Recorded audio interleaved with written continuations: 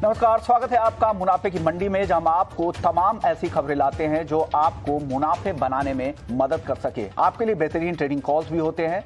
आज हमारे साथ 4 खास मेहमान हैं। जतिन त्रिवेदी जी हैं एलकेपी सिक्योरिटी से, साथ ही तरुण सत्संगी है ऑरिगो ई मंडी से, और अमित सजेजा है मोतीलाल ओसवाल से, और साथ ही हमारे साथ एक इंटरनेशनल गेस्ट भी होंगे सिंगापुर से, प्रणब बजोरिया जी, जो डायरेक्टर है कॉम ग्लोबल की। आप चारों ही मेहमानों का ईटी नाउ स्वदेश पर स्वागत है। प्रणब जी आपके पास आते हैं, लेकिन सबसे पहले देख लेते हैं आज की कुछ बड़ी खबरें जिन पर आपको दिन भर नजर रखनी है। बात सबसे पहले गोल्ड की होगी, जहां यील्ड और डॉलर में नरमी से यहां पर सोने में तेजी बढ़ रही है। अब 50,700 के ऊपर आ गया है। एमसीएक्स गोल्ड $1850 के आसपास अब कॉमेक्स गोल्ड पहुंचता जा रहा है। चांदी की बात करें तो शुरुआती सुस्ती के बाद अब यहां भी हल्की खरीदारी दिख रही है। कच्चे तेल की बात करें, चिंता बरकरार है मंदी को लेकर, हालांकि सप्लाई की भी दिक्कतें हैं, तो दोनों तरह के फैक्टर्स है, तो एक रेंज में है, ऊपर दबाव और नीचे में खरीदारी लौटती है। नेचुरल गैस की बात करें तो यहां पर मुनाफा वसूली हावी हो जा रही है, भाव 630 के आसपास है। कॉपर, सरकार की जो ग्रोथ ओरिएंटेड पॉलिसी है उससे कॉपर कीमतों को सपोर्ट मिल रहा है। डोमेस्टिक मार्केट में आज तेजी के साथ यहां पर कारोबार हो रहा है। जिंक की बात करें तो आज हालांकि दबाव है, 320 रुपए के नीचे एमसीएक्स पर जिंक का कारोबार हो रहा है। अब बात एग्री मार्केट की कर लेते कि एग्री मार्केट में किस तरह की चाल दिख रही है। कॉटन की बात करें तो ग्लोबल सप्लाई में कमी आई है, भाव 49,000 के आसपास अभी भी बना हुआ है, हालांकि आज के सत्र में हल्की गिरावट है। कुछ और एग्री काउंटर्स की अगर बात करें तो उसमें मेंथा, जहां पे कम उत्पादन है, भाव 1100 के पास है। हेल्दी, कम मांग, पर्याप्त सप्लाई है। एनसीडीएक्स जून वायदा 8,100 के ऊपर कारोबार कर रहा है। फरवरी में 23% एक्सपोर्ट कम हुआ है, हालांकि उसके बाद भी जीरे में आज तेजी है, 21,800 के आसपास कारोबार कर रहा है। धनिया आज 11,500 के आसपास एनसीडीएक्स पर जून वायदा कारोबार कर रहा है। कैस्टर अनुमान से कम उत्पादन है, भाव 7,600 के ऊपर। तो ये कुछ बड़ी खबरें हैं जिन पर आपको नजर रखनी चाहिए। लेकिन चलिए बुलेटिन की अब शुरुआत करेंगे पाम तेल की खबर से। जिस तरह से कल इंडोनेशिया में ऐलान किया गया, जो पाम तेल पर एक्सपोर्ट बैन लगाया गया था उसे अब हटाया जाएगा 23 मई से। सबसे पहले ये जानकारी ईटी नाउ स्वदेश पर हमने हफ्ते के पहले दिन सोमवार को ही दे दी थी। हमारे साथ नकुल जी थे मलेशिया से, उन्होंने कहा था कि ये एक पॉपुलर एक मैंडेट बन रहा है कि सरकार 23 मई से इस फैसले को वापस लेगा। एग्जैक्ट डेट ईटी नाउ स्वदेश ने सबसे पहले आपको बताया था, और देखिए इंडोनेशिया ने कल इसका ऐलान भी कर दिया। इस पर बात करने के लिए हमारे साथ प्रणब बजोरिया जी जुड़े हुए हैं, डायरेक्टर है कॉम ग्लोबल के। प्रणब जी, आपसे सवाल ये होगा कि सरकार ने पाम तेल एक्सपोर्ट पर लगा बैन तो हटाने का ऐलान कर लिया इंडोनेशिया सरकार ने, लेकिन अभी उनके ड्यूटी का जो स्ट्रक्चर है वो क्या होगा? क्या इसको लेकर कुछ सेंस मिल रहे हैं, क्योंकि आप सिंगापुर में हैं और बड़े पाम तेल के जो बड़े ट्रेडर्स हैं उनसे आपकी बातचीत होगी, क्या सेंस मिल रहा है सर?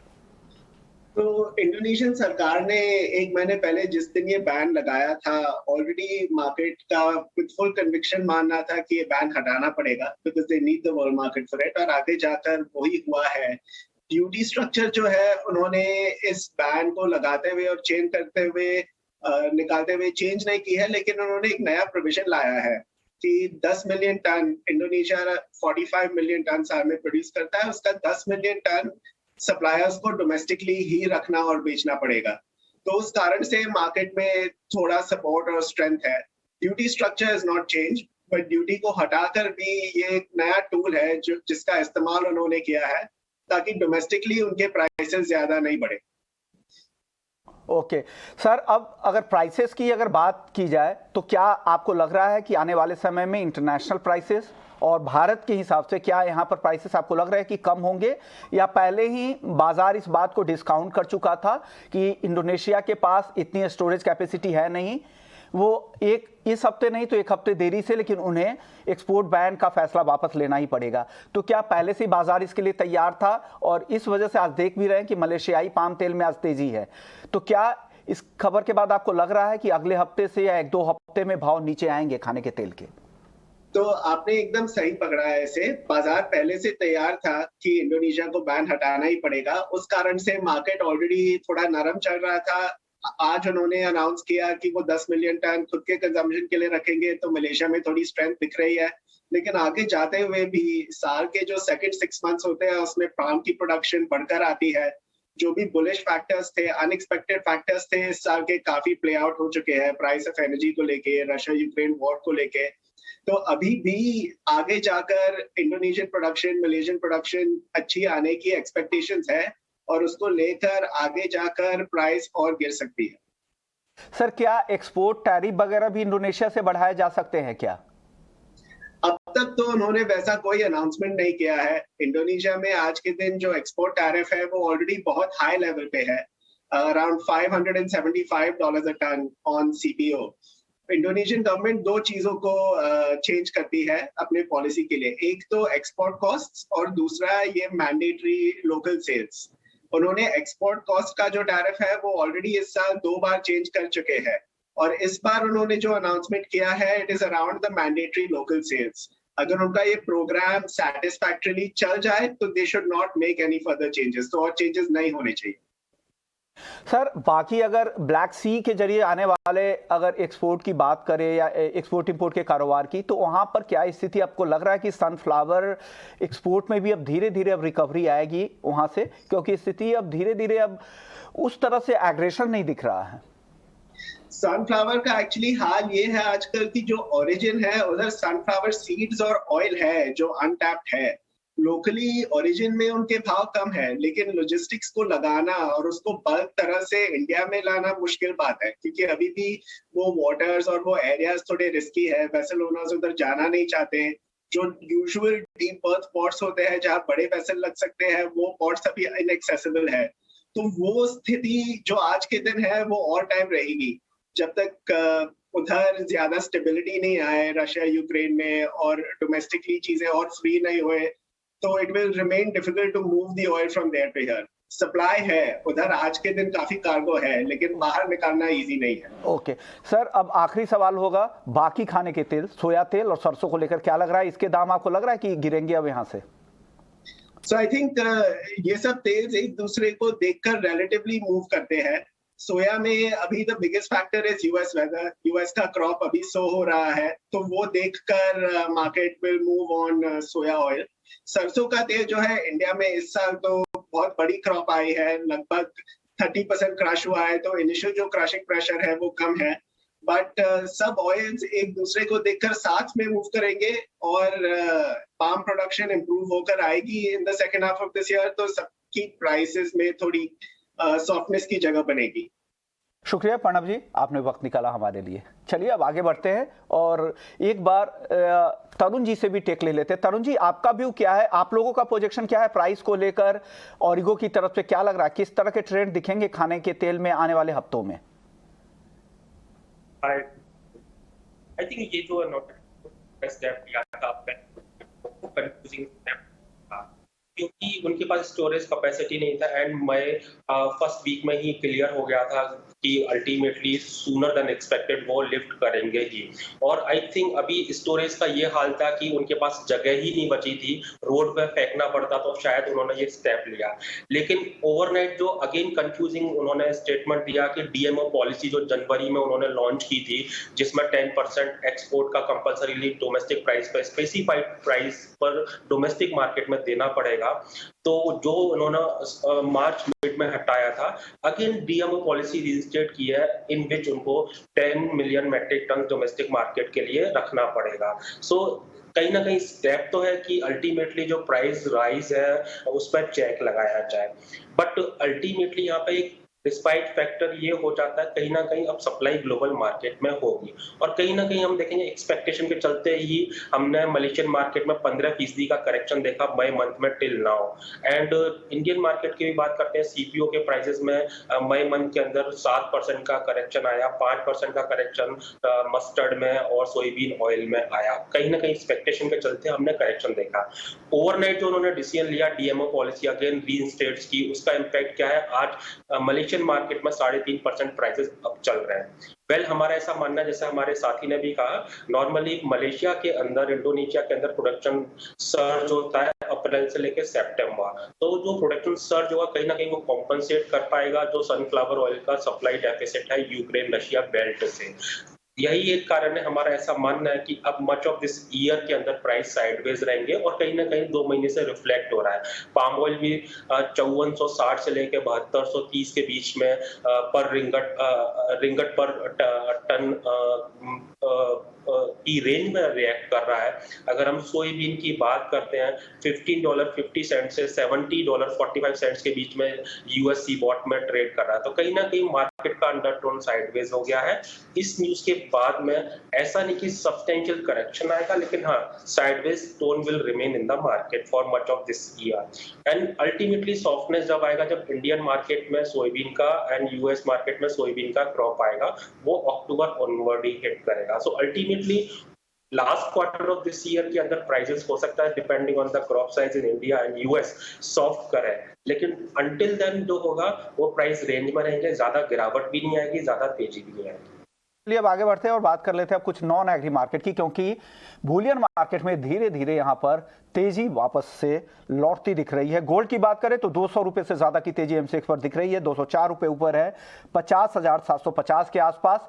जतिन जी, क्या लग रहा है, गोल्ड और सिल्वर में तेजी बढ़ती जा रही है, क्या खरीद ले करंट लेवल पे? अभी और मौका है दिन में और तेजी के? गोल्ड और सिल्वर यस, हम देख रहे हैं बढ़त जो है वो गोल्ड और सिल्वर के अंदर गोल्ड का मार्केट है वो कहीं ना कहीं कल की जो हाई लेवल थी अराउंड अबाउट 50,750 इसके करीब करीब अभी आके थोड़ा सा यहाँ पे स्टेबल हो रहा है। प्राइसेस थोड़े ऊपर आ चुके हैं। मेरा बाइंग लेवल जो है कहीं ना कहीं 50,650 के आसपास है। 50,500 के नीचे जो व्यू है वो मेरा नेगेटिव हो जाता है बाइंग का इंट्राडे पर्पस से, और हायर लेवल से मुझे लग रहा है 50,850 50,900 ये जो लेवल्स हैं तो इंट्राडे में मुझे लग रहा है रेजिस्टेंस प्ले करनी चाहिए। डे ट्रेडर्स के लिए एडवाइस रहेगा कि बाय ऑन डिप्स की स्ट्रैटेजी जो है वो मेंटेन रखें गोल्ड और सिल्वर दोनों के ही अंदर। सिल्वर हालांकि एक अच्छी खासी बढ़त जो है ऑलरेडी दिखा चुका है, कल के लेवल और आज के लेवल दोनों मिलाकर देखें तो एक अच्छी खासी बढ़त जो है वो रजिस्टर हो चुकी है सिल्वर के अंदर भी, लेकिन बाइंग का रुझान जो है फिलहाल बना हुआ है। 61,900 के आसपास जो भी करंट मार्केट प्राइस चल रहा है उसे थोड़ा बहुत भी अगर डिप मिल जाता है टुवर्ड्स 61,800 तो वहाँ पर बाइंग की सलाह दूंगा मैं। 61,600 की स्टॉप लॉस के साथ सिर्फ 200-250 पॉइंट की स्टॉप लॉस बनेगी, और हायर लेवल से मुझे लग रहा है 62,200 62,300 ये जो है वो टारगेट्स रहेंगे। ये जो कॉल्स हैं इंट्राडे पर्पस से हैं और सिर्फ मॉर्निंग सेशन जो है उसके हिसाब से है, इवनिंग सेशन में व्यू पॉइंट जो है वो चेंज हो सकता है। ओके, तो जतिन की कॉल एक बार रिपीट कर दूं, 50,650 के आसपास बाइंग की सलाह है, स्टॉप लॉस इन्होंने 50,500 का दिया है और जो टारगेट है 50,875 रुपए का। अमित जी, गोल्ड और सिल्वर पर आपका व्यू क्या है, क्या आप भी खरीदारी की ही सलाह दे रहे हैं आज? जी नमस्कार ऋषिमोहन जी। नमस्कार जी डेफिनेटली, देखिए डॉलर इंडेक्स में करेक्शन के चलते हमने देखा है कि सारी एसेट क्लासेस में कहीं ना कहीं तेजी का रुझान देखने मिला है, चाहे वो इक्विटीज हो, कमोडिटीज हो। और कमोडिटीज में गोल्ड में हमने परसों के सेशन से ही कहीं ना कहीं एक तेजी का रुझान आते हुए देखा था, और सिल्वर ने भी फॉलोअप किया है उसके पीछे। तो दोनों ही गोल्ड सिल्वर में फिलहाल तेजी का रुख है। मेरा मानना है कि करंट लेवल से थोड़ा सा स्लिप हो सकती है मॉर्निंग सेशन में प्राइसेस, लेकिन ज़्यादा गिरावट नहीं होगी। ओवरऑल पूरे दिन में एक तेजी का बायस रहेगा, इनफैक्ट 2 या 3 सेशन रहेगा, ऐसा मेरा मानना है। 50,550 50,500 के करीब अगर मिलता है तो बेहतर एंट्री पॉइंट होगी, और 51,000 तक इमीडिएट एक टारगेट होगा। एक्सट्रीम केस में ये जो लेवल है 51,200 तक भी तेजी एक्सटेंड हो सकती है। साथ ही साथ चांदी में भी इमीडिएट तौर पर तो मैं भी 62,200 से 300 का ही टारगेट देना चाहूँगा, लेकिन ओवरऑल ऐसा लगता है कि जो शॉर्ट कवरिंग मूव है प्राइजेस को चांदी में 62,800 तक भी लेके जा सकती है। तो ओवरऑल बाइंग ऑन डिप्स की सलाह होगी शॉर्ट टर्म बेसिस, यानी 2 से 3 दिनों के लिए भी अगर लेके चला जाए तो मुझे दिक्कत नहीं लग रही। तरुण जी, क्रूड मार्केट को लेकर आपको क्या लग रहा है? क्रूड एकदम से रेंज में है, ऊपर में दबाव वही 100 से 112-13 डॉलर के आसपास घूम रहा है, क्या लग रहा है कच्चे तेल में?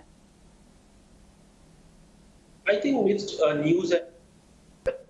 एक तरफ तो सप्लाई कितना सप्लाई तरफ से ऑफ होगा, दूसरी तरफ कहीं ना कहीं डिमांड कंसर्न गहरा रहा है, जिस तरीके से अभी रिसेशनरी कंसर्न बढ़ रहा है because of the soaring inflation जो कि बियॉन्ड कंफर्ट जा चुकी है मोस्ट ऑफ द कंट्रीज के अंदर।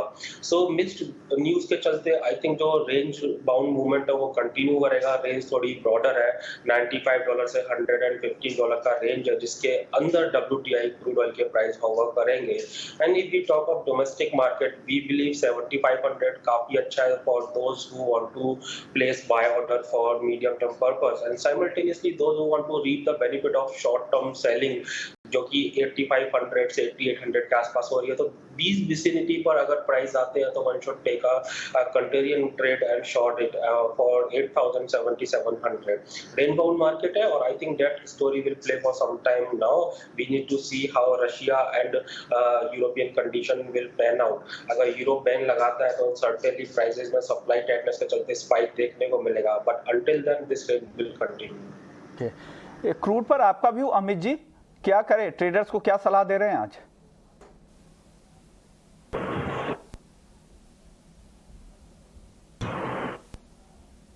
अमित जी 8485 पे है, अनम्यूट करके बताइए क्या इस लेवल पे खरीदें या बेचें कच्चे तेल को? जी देखिए, मेरा मानना है कि शॉर्ट टर्म ट्रेडर्स जो हैं वो देखभाली करके चल सकते हैं। रेट तौर पे जाना थोड़ा डिफिकल्ट लग रहा है जून फ्यूचर्स के लिए, तो 8525 से 30 के बीच मिलता है तो वहां पर बिकवाली कर सकते हैं। इमीडिएट तौर पर 8400 और ओवरऑल 8330 तक के भी एक करेक्टिव मूव मॉर्निंग से इवनिंग सेशन तक हमें देखने मिल सकती है कच्चे तेल में। बेस मेटल्स की बात कर लेते हैं। हालांकि जिंक शुरुआती कारोबार में कमजोर था, अब यहाँ पर तेजी लौटती दिख रही है। जतिन जी क्या लग रहा है, जिंक में क्या करना चाहिए? 323 रुपए के आसपास अब पहुंच गया, 1% ऊपर है। जिंक का मार्केट एक फॉलोअप रैली जरूर दिखा रहा है। यहाँ पर हम देख रहे हैं कि बेस मेटल्स में जो लेवल्स हैं वो कहीं ना कहीं होल्ड होते हुए दिख रहे हैं। अर्ली मॉर्निंग जो ओपनिंग हुई थी, थोड़ी बहुत फ्लैट टू वीक ओपनिंग हुई थी सभी बेस मेटल के अंदर, लेकिन उसके बाद में एक अच्छी खासी बढ़त जो है वो रजिस्टर हो रही है सभी बेस मेटल में। मुझे लग रहा है अभी भी बाइंग का रुझान जो है उसी के साथ रहना चाहिए। रेजिस्टेंस जो है वो अभी भी थोड़े दूर के लेवल्स के आसपास है, अराउंड 325 326 जो है वो रेजिस्टेंस है। तो उसके टारगेट्स को ध्यान में रखते हुए थोड़ी बहुत भी गिरावट आ जाती है जिंक के प्राइसेस में तो वहां पर बाय करके चलें। 322 के बीच में 319 के जो स्टॉप लॉस है उसको स्ट्रिक्टली फॉलो करना है, क्योंकि बहुत बड़ा काउंटर है जिंक का लॉट साइज के साथ। और ऊपर लेवल्स पे के पास प्रॉफिट चला रहेगी। ओके, 319 का स्टॉप लॉस लगाना नहीं भूलिएगा, उसके साथ ही ट्रेड कीजिएगा जिंक में। अमित जी आपकी तरफ से कोई पिक बेस मेटल्स में?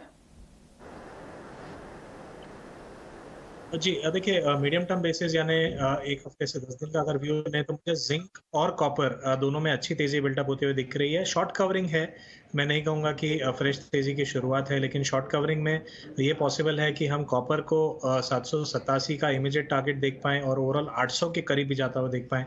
साथ ही साथ जिंक में मुझे लगता है कि 335 तक के टारगेट लिए जा सकते हैं। तो ये मीडियम टर्म पर्सपेक्टिव होगा। जहां तक प्योरली इंट्राडे पर्सपेक्टिव है तो मैं कहूँगा कि 770 772 के करीब अगर कॉपर प्राइसेस मिलती हैं तो 782 तक के इंट्राडे टारगेट्स के लिए लेके चला सकता है। तो दोनों शॉर्ट टर्म और मीडियम टर्म दोनों में ही जिंक और कॉपर में मेरी बैट होगी तेजी की तरफ। जिंक टॉप कॉल है। चलिए अब एग्री मार्केट की फटाफट बात कर लेते हैं। तरुण जी, एग्री मार्केट में आज चौतरफा तेजी दिख रही है, सारी स्पाइसेस, ग्वार, हर जगह तेजी है। कोई खरीदने के लिए कहीं पे सलाह आप दे रहे हैं आज? स्पाइसेस देखिए रिसेंटली में अगर हम की बात करते हैं 23,000 से 19,500 की रेंज बनी हुई है, एंड सेम वे में हमने दो रिकवरी जरूर देखा है टर्मरिक और कोरिएंडर में, but that will not be sustaining. And ऐसा लगता है कि जो रेंज बाउंड मूवमेंट है वो कंटिन्यू करेगा। ग्वार की बात करते हैं, आई थिंक ग्वार में भी हमने देखा 6500 से 5900 तक प्राइस आए, बट स्टिल जिस तरीके से अभी प्राइस बिहेवियर है विच इज हिंटिंग कि अभी 200-250 रुपए और साफ हो सकता है। ग्वार का अच्छा सपोर्ट है 5500, अगर उसके आसपास आएगा तभी आई थिंक बाय करना चाहिए। ये एक ऐसा काउंटर है जिसमें एक्चुअली हमने मूवमेंट नहीं देखा लास्ट 6 महीने से, और आई थिंक अगर किसी को ट्रेड करना है 55-5600 पर बाय और 6500 के आसपास शॉर्ट करना चाहिए। एंड ये जो रेंज है आई थिंक इस रेंज में प्राइस रहेंगे जब तक कि ग्वार का नया क्रॉप नहीं आएगा। ओके, शुक्रिया तरुण जी आपका, जतिन जी आपका, अमित जी आपका। आप लोगों ने वक्त निकाला, पूरा ही आउटलुक कमोडिटी मार्केट का समझाया, बेहतरीन ट्रेडिंग कोर्स भी दिए। तो मुनाफे की मंडी में फिलहाल इतना ही, लेकिन आप बने रहिए हमारे साथ। ब्रेक के बाद आपके लिए लेकर आए